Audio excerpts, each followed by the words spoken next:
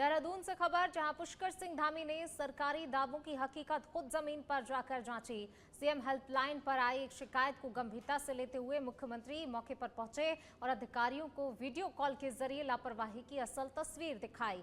मुख्यमंत्री पुष्कर सिंह धामी ने कहा वे प्रदेश भर के आगामी दौरों पर इसी तरह से नियमित निरीक्षण करेंगे। उन्होंने मुख्य सचिव आनंद वर्धन को निर्देश दिए, प्रदेश में यदि कहीं और भी इस तरह की शिकायत आ रही है तो उन्हें दूर किया जाए, इसके लिए प्रदेश भर में अभियान चलाया जाए। मुख्यमंत्री ने इस दौरान स्थानीय दुकानदारों और निवासियों से भी बातचीत की। देहरादून से खबर, जहां मुख्यमंत्री पुष्कर सिंह धामी ने सचिवालय में लोक निर्माण विभाग द्वारा तैयार आगामी 5 वर्षों के मास्टर प्लान पुस्तिका का विमोचन किया। ये मास्टर प्लान 2026 से 2031 तक के विकास कार्यों का विजन प्रस्तुत करता है, जिसमें 100 से अधिक प्रोजेक्ट शामिल हैं। मुख्यमंत्री ने इसे राज्य के बुनियादी ढांचे को मजबूत करने की दिशा में महत्वपूर्ण पहल बताया। उन्होंने कहा प्रधानमंत्री मोदी के मार्गदर्शन में राज्य में इंफ्रास्ट्रक्चर विकास तेजी से हुआ है और आगे भी नवाचार के साथ कार्य जारी रहेंगे। पुस्तिका में सड़क कनेक्टिविटी, ब्रिज डेवलपमेंट, सड़क सुरक्षा और टेक्नोलॉजी आधारित विकास पर विशेष ध्यान दिया गया है।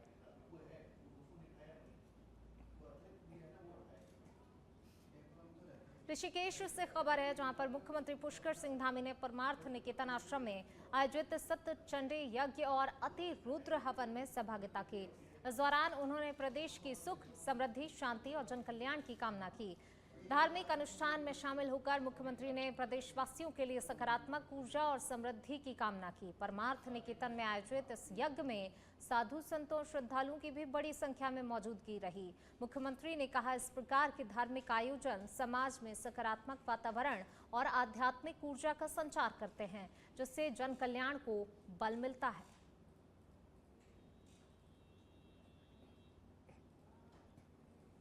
और अब खबर मसूरी से है। पिक्चर पैलेस से घंटाघर जाने वाले मार्ग पर नगरपालिका परिषद मसूरी द्वारा डेलीगेट लगाने का कार्य किया जा रहा है, जिसका स्थानीय लोगों के साथ ही जन प्रतिनिधियों ने भी विरोध किया है। लोगों का कहना है कि ये मार्ग पहले से ही सकरा है और यहाँ पर लगातार जाम लगता रहता है, तो वहीं स्थानीय लोगों द्वारा यहां पर अपनी स्कूटी भी पार्क की जाती है। नगरपालिका द्वारा यातायात को लेकर बैठक में तय किया गया था, प्रतिबंधित समय में माल रोड के अंदर वाहनों का प्रवेश पूरी तरह से वर्जित रहेगा और ऐसे में माल रोड के भीतर रहने वाले लोग अपनी स्कूटी, मोटरसाइकिल इसी स्थान पर पार्क करते हैं। अब यहाँ पर बैरिकेड लगने से स्थानीय लोगों और पर्यटकों को भी परेशानी का सामना करना पड़ेगा। हमने सुना था कि नाचना न जाना आंगन टेढ़ा, तो ये स्थिति आज नगर पालिका परिषद मसूरी की हो गई है। इनको जो सलाहकार है, न जाने किस प्रकार की इनको सलाह दे रहे हैं। जहाँ पर लंडौर जाने वाला जो मार्ग है पहले से बहुत संकरा है, यहाँ पर पहले से ही काफ़ी जाम रहता है और पिछले साल तो यहाँ पर जाम की वजह से एक आदमी की डेथ हो गई। इनको इतना पता होना चाहिए, अगर शहर मसूरी की अगर ये बात करें नगर पालिका परिषद व्यवस्था बनाना चाहते हैं तो ये किस प्रकार की व्यवस्था बनाना चाह रहे हैं। अभी ये जो बैरियर लगा रहे हैं ये क्या सोच के लगा रहे हैं? इसका मतलब ये है कि पुलिस प्रशासन मसूरी में नहीं है। जो जिम्मेदारी पुलिस प्रशासन की बनती है मसूरी में कि भाई अगर कोई सड़क के किनारे कोई गाड़ियां अगर खड़ी होती है अवैध तरीके से तो उनको हटाने का काम है पुलिस विभाग का। अब पुलिस विभाग तो शायद इस पर कार्रवाई नहीं कर रहा, लेकिन नगर पालिका खुद ही कोतवाल बन गई है। अब ये सोच रही है कि भैया ये जो बैरियर है जो लगा रहे हैं इनसे हमारा जाम मुक्त लंडौर बाजार हो जाएगा। और मैं तो बड़े अफसोस की बात है कि लंडौर के जो निवासी, हमारा ये शहर मसूरी इतना सुंदर हमारा ये मसूरी है, यहाँ पर जाम की व्यवस्था बनाने के लिए यही एक सुनियोजित तरीके से ये जो है बैरियर लगाए जा रहे हैं ताकि खूब जाम हो। हमने सुना था कि नाचना न जाना आंगन टेढ़ा, तो ये स्थिति आज नगर पालिका परिषद मसूरी की हो गई है। इनको जो सलाहकार है, न जाने किस प्रकार की इनको सलाह दे रहे हैं। तो ये कौन सा औचित्य है कि आप बैरियर लगा रहे हैं? और ये तो ट्रैफिक जाम अभी तो सीजन स्टार्ट हुआ ही नहीं है, और जिस दिन स्टार्ट होगा सीजन उस समय यहाँ पर ये ट्रैफिक जाम होगा तो कौन इसका जिम्मेदार है? माल रोड तो सुधर नहीं रही है नगर पालिका से, न एसडीएम से सुधर रहे, न कोतवाल से सुधर रही है। 24 घंटे माल रोड में जो है ऐसे ऐसे लोग चल रहे हैं जिनका कि मसूरी से कोई सरोकारी नहीं है। आप जो बायलॉज है बायलॉज के हिसाब से तो काम करो, कम से कम नहीं है तो बायलॉज में अमेंडमेंट करें, कुछ तो करें इस शहर को बचाने के लिए। और आप इस तरह के बैरियर अगर लगाए तो मैं तो चाहता हूँ कि लंडौर में लगने चाहिए बैरियर, यहाँ गलत लग रही है। घंटाघर पे लगा दें कि वो लंडौर में कोई जाए ना। रोज जो है वहाँ जाम की स्थिति है, कोई देखने वाला न वहाँ पुलिस वाला रहता है, न कोई रहता है, न नगर पालिका का कोई कर्मचारी वहाँ खड़ा रहता है कि जिससे कि लंडौर बाजार वाले दुकानदारों को हाथ मिल सके। और इस तरह के तुगलकी फरमान देना, टोल गई आदेश देना, ये तो समझ से परे है। और इसका तो जनता ये अभी लगा रहे हैं, लोगों को पता ही नहीं है। इसका बहुत कड़ा विरोध होगा और विरोध कर रहे हैं लोग बाग। मैंने अभी चलिए बढ़ते आगे, बात अगली खबर की। हरिद्वार के ऋषिकुल मैदान में चारधाम यात्रा को सुगम, सुरक्षित, व्यवस्थित बनाने के लिए बनाए गए ऑफलाइन पंजीकरण केंद्र में आज से रजिस्ट्रेशन प्रक्रिया शुरू कर दी गई है। इस दौरान सबसे पहले मध्य प्रदेश के शहडोल जिले से आए 7 सदस्यीय तीर्थयात्रियों के दल ने अपना पंजीकरण कराया। पहले दल का जिलाधिकारी मयूर दीक्षित और वरिष्ठ पुलिस अधीक्षक नवनीत सिंह भुल्लर ने अतिथि देवो भव की परंपरा के तहत फूल मालाओं और टीका चंदन से स्वागत किया और उनकी यात्रा के लिए शुभकामनाएं दी। तीर्थयात्रियों ने प्रशासन की व्यवस्थाओं की सराहना करते हुए कहा, पंजीकरण प्रक्रिया सुगम है और उनका स्वागत भी बहुत अच्छे से किया गया, जिससे वे प्रसन्न हैं। 20 काउंटर्स लगाए गए हैं। अभी जो श्रद्धालु यहाँ पर आए हैं, यमुनोत्री जी, केदारनाथ जी जाने के लिए यहाँ पर आए हैं। पश्चिम बंगाल से, मध्य प्रदेश से और देश के विभिन्न राज्यों से यहाँ पर आ रहे हैं। श्रद्धालुओं के लिए यहाँ पर सभी सुविधाएं दी गई हैं। यहाँ पे मेडिकल सुविधा है, पीने का पानी, टॉयलेट्स आदि के साथ साथ यहाँ पर हमारी वॉलंटियर्स की टीम भी तैनात की गई है, जो कि आने वाले टाइम में कैसे आगे चारधाम यात्रा के लिए वो लोग जा रहे हैं उनको गाइड करेगी और सभी को बेसिक जो डूज एंड डोंट्स है, क्या करना है क्या नहीं करना है, उसके बारे में बताया गया है। और स्पेशली स्वच्छता के बारे में और प्लास्टिक का उपयोग ना करें यात्रा में। हमारे जो चार धाम है उसके सभी मार्ग धाम हमारे साफ सुथरे रहे, इसके बारे में भी सभी यात्रियों को बताया गया है। यात्रियों के द्वारा माननीय मुख्यमंत्री जी का भी धन्यवाद दिया गया है। उनके डायरेक्शन में जो चारधाम यात्रा की तैयारियां की गई हैं, उस पर सभी ने संतोष भी व्यक्त कि जैसे जैसे हमारे सभी चारधाम के कपाट खोलेंगे, यात्रियों की संख्या बढ़ेगी।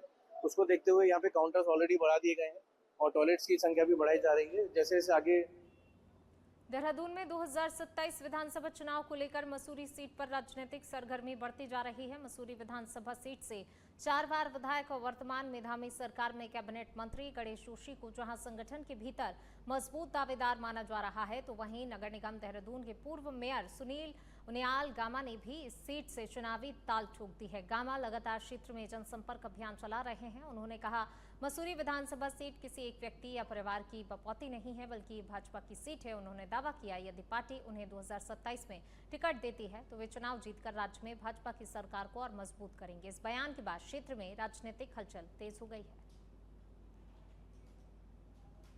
है। मसूरी सीट जो है भारतीय जनता पार्टी की सीट है और इस समय जो है पूरे भारतवर्ष में भारतीय जनता पार्टी को लोग पसंद करते हैं, माननीय नरेंद्र मोदी जी को पसंद करते हैं। तो कोई व्यक्ति कहे कि ये मेरी सीट है तो ऐसा नहीं है, भारतीय जनता पार्टी की सीट है। भारतीय जनता पार्टी के कमल के निशान पे चुनाव लड़े हैं और कमल के निशान पे जो है चुनाव जो लड़ेगा वो जीतेगा और हमारे को भारतीय जनता पार्टी हमें भी टिकट देगी तो निश्चित रूप से हम भी जीत कर दिखाएंगे और मसूरी सीट जो है भारतीय जनता पार्टी की सीट है। क्या लगता है किसी की बपौती? देखिए, किसी व्यक्ति की नहीं है, लेकिन हर किसी को मौका मिलना चाहिए। हर किसी जो भारतीय जनता पार्टी में काम कर रहा है, भारतीय जनता पार्टी का कार्यकर्ता है, उसकी भी इच्छा होती है कि वो भी चुनाव लड़े। मैं अभी मेयर रहा हूं तो निश्चित रूप से मेरी भी इच्छा है कि विधानसभा का चुनाव लड़ा जाए और विधानसभा का चुनाव जो है मसूरी से मेरी इच्छा है और भारतीय जनता मुझे। देहरादून में ऑपरेशन प्रहार के तहत चलाए जा रहे सघन चेकिंग अभियान के दौरान देर रात पुलिस और एक शातिर बदमाश के बीच मुठभेड़ हो गई, जिसमें आरोपी घायल हो गया। सूचना के अनुसार संदिग्ध स्विफ्ट कार को रोकने का प्रयास किया गया, लेकिन चालक ने बैरियर तोड़कर भागने की कोशिश की और पीछा किए जाने पर पुलिस टीम पर फायरिंग कर दी। आत्मरक्षा में पुलिस द्वारा की गई जवाबी फायरिंग में आरोपी क्रांतानाथ पुत्र मौसम नाथ घायल हो गया, जिसके कब्जे से एक देसी तमंचा, 315 बोर कारतूस, खोखे बरामद किए गए। घायल आरोपी को उपचार के लिए अस्पताल भेजा गया। जांच में सामने आया वह डोईवाला और रानी पोखरी थानों में दर्ज चोरी के मामलों में वांछित था और उसके खिलाफ आर्म्स एक्ट सहित कई आपराधिक मुकदमे दर्ज हैं। एसएसपी ने अस्पताल पहुंचकर घटना की जानकारी ली, आगे की कार्रवाई के निर्देश भी दिए।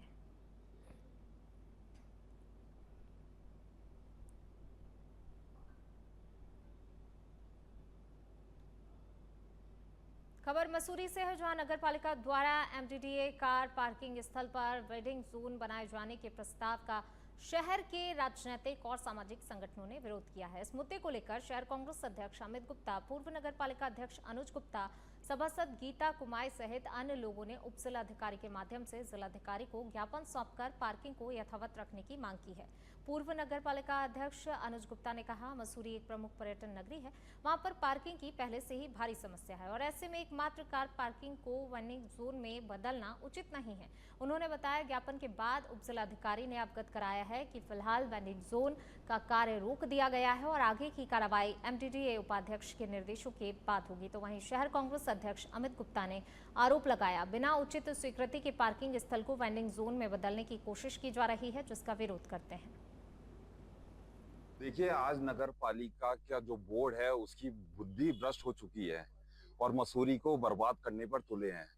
मसूरी शहर एक पार्किंगों से जूझ रहा है। आप आए दिन देखते हैं कि लंबे किलोमीटरों के जाम मसूरी में रहते हैं, लगे हुए रहते हैं और एकमात्र पार्किंग जो बहुत छोटी पार्किंग है और जो एक पर्यटक यूज करते हैं, स्थानीय लोग भी इसका यूज करते हैं और कई वर्षों से मजदूर संघ उसका संचालन करते आ रहे हैं। जहाँ तक मेरे को नज़र आ रहा है, ये मसूरी के हित में नहीं है कि पार्किंगों को आप ख़त्म कर वहाँ पर वेंडर जोन बना रहे हैं और ये एक ऐसी जगह वेंडर जोन बना रहे हैं जहाँ पर कोई किसी तरह का व्यापार नहीं होता, पर्यटक यहाँ आते नहीं हैं। आपने पहले से सुनियोजित नहीं किया कि किस तरह से आपने आनंद फानन में माल रोड से पटरी व्यापारियों को तो हटा दिया, लेकिन उनके लिए कोई सुनियोजित जगह नहीं ढूंढी। अब आप इधर उधर उनको कभी लंडौर रोड पर बैठाते हैं, कभी आप इस पार्किंग में बैठाने की बात कर रहे हैं। हमारा पुरजोर विरोध है कि ये पार्किंग रहनी चाहिए। हमने एमडीडीए के भी संज्ञान में ला दिया है कि ये पार्किंग इसका लैंड यूज है और इसका लैंड यूज यहाँ से चेंज नहीं हो सकता है। ये बहुत ही सिंपल है, सरल है और शहर की मूलभूत आवश्यकता को देखते हुए है कि मसूरी हमारी एक पर्यटक नगरी है, पहाड़ों की रानी मसूरी, टूरिस्ट बेस हमारा शहर है। तो हमें और पार्किंग विकसित करनी चाहिए, ना कि हमारी जो ऑलरेडी इतने समय से विस्थापित पार्किंग है उसको खत्म कर देना चाहिए। तो इसी संबंध में मेरे द्वारा उप जिलाधिकारी महोदय को आज एक ज्ञापन दिया गया। ज्ञापन के माध्यम से आपत्ति दर्ज की गई है कि पार्किंग का जो वास्तविक स्वरूप है पार्किंग, वो पार्किंग ही रहना चाहिए, उसे वेंडर जोन में। देहरादून से खबर, जहां बिहार से लाए गए 50 बच्चों के मदरसों में दाखिले को लेकर मामला सामने आया है, जिसे मुख्यमंत्री पुष्कर सिंह धामी ने संदिग्ध मानते हुए जांच के निर्देश दिए हैं। सीएम के आदेश के बाद अल्पसंख्यक कल्याण विभाग के विशेष सचिव डॉक्टर पराग मधुकर धकाते ने देहरादून, हरिद्वार, उधम सिंह नगर और नैनीताल जिलों के डीएम को जांच के आदेश जारी किए, जिसके तहत सभी मदरसों में वेरिफिकेशन ड्राइव चलाया जाएगा। इस बीच मदरसा बोर्ड के अध्यक्ष मुफ्ती शमून कासमी ने भी मुख्यमंत्री के निर्देशों का समर्थन करते हुए कहा, बच्चों के दस्तावेजों की जांच की जानी चाहिए और परिजनों से पूरी जानकारी ली जानी चाहिए। उन्होंने ये भी कहा, सभी मदरसा संचालकों को नियमों के अनुसार ही कार्य करना होगा। वहीं जानकारी के अनुसार जुलाई महीने से उत्तराखंड में मदरसा बोर्ड समाप्त होकर अल्पसंख्यक शिक्षा प्राधिकरण कार्य करना शुरू करेगा। उत्तराखंड राज्य के अंदर अन्य राज्य यानी बिहार से लाए गए मुस्लिम छात्रों को जो मदरसों में पढ़ने के लिए लाए गए, उनके सघन चेक इन अभियान के लिए हमारे माननीय मुख्यमंत्री श्री पुष्कर सिंह धामी जी के दिशा निर्देश में विशेष सचिव डॉक्टर पराग ढकाते जी ने तमाम जिलाधिकारियों को सघन चेक इन का, उनके वेरिफिकेशन का निर्देश दिया है। और मैं भी ये बात कहना चाहूँगा समस्त जिलाधिकारियों से कि वो उनकी सघन जांच करके और ये भी वेरिफिकेशन करके कि उनके अभिभावकों की मर्जी है या नहीं है, इन तमाम चीज़ों का भी ध्यान रखना चाहिए और उनके डॉक्यूमेंट्स का वेरिफिकेशन होना चाहिए। कहीं ऐसा ना हो कि ये बच्चों के भविष्य से कहीं खिलवाड़ की जाए। और यही वजह है कि उत्तराखंड के मसूरी में आगामी पर्यटन सीजन को देखते हुए नगर पालिका परिषद ने यातायात व्यवस्था को सुचारू बनाने के लिए पर्यटन व्यवसायियों और पुलिस के साथ बैठक आयोजित की। इस बैठक में शहर के लिए तैयार किए गए ट्रैफिक प्लान की विस्तृत जानकारी दी गई और सुझाव भी आमंत्रित किए गए। प्रस्तावित योजना के तहत मसूरी के अधिकांश मार्गों को एक मार्गीय वन वे बनाया जाएगा, जबकि माल रोड पर निर्धारित समय में वाहनों की आवाजाही पूरी तरह प्रतिबंधित रखने पर विचार किया गया है, ताकि पर्यटन बिना बाधा के घूम सके। साथ ही सामान सप्लाई करने वाले वाहनों के लिए भी समय तय करने पर चर्चा हुई है, जिससे ट्रैफिक दबाव कम किया जा सके। पालिका अध्यक्ष मीरा सकलानी ने कहा, सुझावों को शामिल कर अंतिम योजना तैयार की जाएगी और लागू होने के बाद नियमों का उल्लंघन करने वालों के खिलाफ सख्त कार्रवाई की जाएगी। स्टेक होल्डर्स हैं मसूरी शहर के अंदर, उनके साथ थोड़ा डिस्कस करके जो ट्रैफिक प्लान बनाया है ये क्या कितना सक्सेस हो सकता है, नहीं हो सकता है, लोगों के सुझाव क्या है, तो इसी को लेकर के ये आज एक बैठक रखी गई कि उनके सामने पालिका द्वारा जो ट्रैफिक प्लान बनाया गया वो रखा गया। उसमें चाहे वो होटल एसोसिएशन है या हमारा व्यापार मंडल है या हमारे जितने भी सप्लायर्स हैं वो हैं या हमारे टैक्सी यूनियन है, सभी ने पार्टिसिपेट किया और कुछ उनके भी सुझाव आए हैं सभी लोगों के। अभी देखते हैं फाइनली हम किस रूप में उसको देखते हैं और कितना हम उसको सफल कर सकते हैं ग्राउंड। आज देखिए निश्चित रूप से आज बहुत विस्तृत रूप से यहाँ पे चर्चा हुई है कि जो अवैध रूप से जो टैक्सियां यहाँ पे खड़ी रहती है, जो स्कूटियां यहाँ पे खड़ी रहती है, उसके अभी पुलिस प्रशासन से भी जो बातचीत चल रही है कि आप चालान करिए, अच्छे से चालान करिए उसका, और वो गाड़ियां छोड़िए मत जब तक वो सही तरीके से सही जगह उसको नहीं लगाते हैं। हमारे इससे टिहरी जिले के डरसाल गांव में शादी समारोह के बाद फूड पॉइजनिंग का मामला सामने आया, जिसमें दर्जनों लोग बीमार हो गए। सभी मरीजों को जिला अस्पताल बौराड़ी में भर्ती कराया गया है, जहां उनका उपचार जारी है। ग्राम प्रधान बुद्धि प्रसाद भट्ट के अनुसार 13 अप्रैल की रात मेहंदी समारोह में भोजन करने के बाद कुछ लोग उसी रात बीमार हो गए, जबकि अगले दिन सुबह तक कई अन्य लोगों की तबीयत बिगड़ गई। हैरानी की बात यह है कि कुछ ऐसे लोग भी बीमार हुए जिन्होंने भोजन नहीं किया था, जिससे पीने के पानी में गड़बड़ी की आशंका जताई जा रही है। तो वहीं जिला चिकित्सालय के सीएमएस डॉक्टर अमित राय ने बताया अब तक 35 मरीजों को भर्ती किया गया है और सभी का उपचार किया जा रहा है। उन्होंने बताया मरीजों की हालत में सुधार हो रहा है। उसमें होटल गणपति पैलेस में लड़की वाले वहाँ पे थे और लड़के वाले टी स्क्वायर में थे। 13 तारीख को मेहंदी थी, मेहंदी में लोगों ने खाना खाया। कुछ लोगों को तो रात को दिक्कत हुई, लोगों ने सोचा कि ऐसा ही हो गया होगा, लेकिन 14 तारीख सुबह को जब खाना खा के लोग अपने घर को जाने लगे, उस समय लोग वो काफ़ी बीमार होने लग गए। शादी थी जहाँ बारात आई थी और वहाँ खाना खाने के बाद कुछ लोग बीमार पड़ गए। कल भी करीब 15 लोग आए थे और आज 20 लोग आए थे। जो थोड़ा सा सीवियरली थे उनको हमने एडमिट किया और एडमिट करके उनका ट्रीटमेंट किया। और सारे लोग स्टेबल हैं और कुछ लोग जो ठीक हो गए उनको डिस्चार्ज भी कर दिया। और आज 20 लोग आए थे, जिसमें से कम 8 हैं। देहरादून में आगामी चारधाम यात्रा को सुरक्षित और सुव्यवस्थित बनाने के उद्देश्य से परिवहन विभाग ने एक अनूठी पहल शुरू की है। आरटीओ प्रवर्तन डॉक्टर अनिता चमोला ने बताया कि परिवहन मंत्री के निर्देशानुसार विभाग में कार्यरत महिला अधिकारियों, कर्मचारियों, परिवहन क्षेत्र से जुड़ी महिलाओं के लिए एक विशेष इंटरेक्शन प्रोग्राम आयोजित किया जा रहा है। ये 2 घंटे का कार्यक्रम सड़क सुरक्षा में महिलाओं की भूमिका को मजबूत करने पर केंद्रित रहेगा। उन्होंने कहा, महिला कार्मिक न केवल प्रशासनिक कार्यों में दक्ष हैं, बल्कि प्रवर्तन क्षेत्र में भी सक्रिय योगदान दे रही हैं। चारधाम यात्रा के मद्देनजर महिलाओं की भागीदारी सड़क सुरक्षा जागरूकता बढ़ाने में प्रभावी साबित हो सकती है। कार्यक्रम 11 बजे से 2 बजे तक आयोजित किया जाएगा, जिसमें देहरादून सहित अन्य जिलों की महिलाएं अपने अनुभव साझा करेंगी और जागरूकता रणनीति पर चर्चा भी होगी। विभाग का मानना है इस पहल से महिला सशक्तिकरण को बल मिलेगा। यात्रा मार्गों पर सुरक्षा मानकों का बेहतर पालन सुनिश्चित होगा। माननीय परिवहन मंत्री जी की ओर से ये था कि परिवहन विभाग में महिलाओं की जो भी भूमिका है, चाहे वो हमारे परिवहन विभाग के महिला अधिकारी या कार्मिक हो, साथ ही जो परिवहन सेक्टर से जुड़ी हुई अगर महिलाएं हैं वो कुछ इस तरह का काम कर रही हैं, तो उनके लिए एक सड़क सुरक्षा से संबंधित कि उनकी भूमिका क्या हो सकती है, क्योंकि चारधाम भी आगे आने वाला है। तो इसी को लेकर एक जागरूकता और एक कार्यक्रम आयोजित हम कर रहे हैं देहरादून में, जिसमें परिवहन विभाग के जो महिलाएं प्रवर्तन संबंधी कार्य कर रही हैं या कार्यालयों में, जो कि जो रूटीन का जो काम होता है कार्यालयों में, तो वो किस तरीके से कुशलता पूर्वक उसको संपन्न करती हैं। इसके अतिरिक्त परिवहन क्षेत्र में जो महिलाएं काम कर रही हैं, चाहे वो देहरादून हो या अन्य जगह। देहरादून में निजी स्कूलों द्वारा फीस बढ़ोतरी का मामला तूल पकड़ रहा है। बीते दिन बड़ी संख्या में अभिभावक जिलाधिकारी कार्यालय पहुंचे और स्कूलों पर मनमाने तरीके से फीस बढ़ाने का आरोप लगाते हुए ज्ञापन सौंपा। वहीं आज कांग्रेस विधायक प्रीतम सिंह भी कार्यकर्ताओं और अभिभावकों के साथ डीएम कार्यालय पहुंचे और फीस निर्धारण को नियमों के तहत लागू कराने की मांग की। उन्होंने कहा, इस मुद्दे को लेकर जल्द ही मुख्यमंत्री से मुलाकात की जाएगी। प्रीतम सिंह ने चेतावनी दी, यदि जल्द ही समाधान नहीं निकाला गया तो अभिभावक बड़ा आंदोलन करने को मजबूर होंगे। उन्होंने सरकार से मांग की निजी स्कूलों की फीस बढ़ोतरी पर हस्तक्षेप कर नियंत्रण किया जाए। कि मैं आज जिलाधिकारी के कार्यालय गया था, जिलाधिकारी से मिलने गया था। उन्होंने 12 बजे का समय दिया था। मेरे पास देहरादून के कई अभिभावक आए। उन्होंने इस बात को कहा कि प्राइवेट स्कूल्स में जो है फीस की बेहतहाशा जो है वृद्धि हो रही है, जिससे उनको बहुत कठिनाई का सामना करना पड़ रहा है। हर व्यक्ति की स्थिति ये तो नहीं है कि वो जो प्राइवेट स्कूल है वो फीस वृद्धि का भार वहन कर सके। कुछ लोग होते हैं जिन्हें फर्क नहीं पड़ता, लेकिन ज़्यादातर लोग ऐसे हैं जिनको फर्क पड़ता है।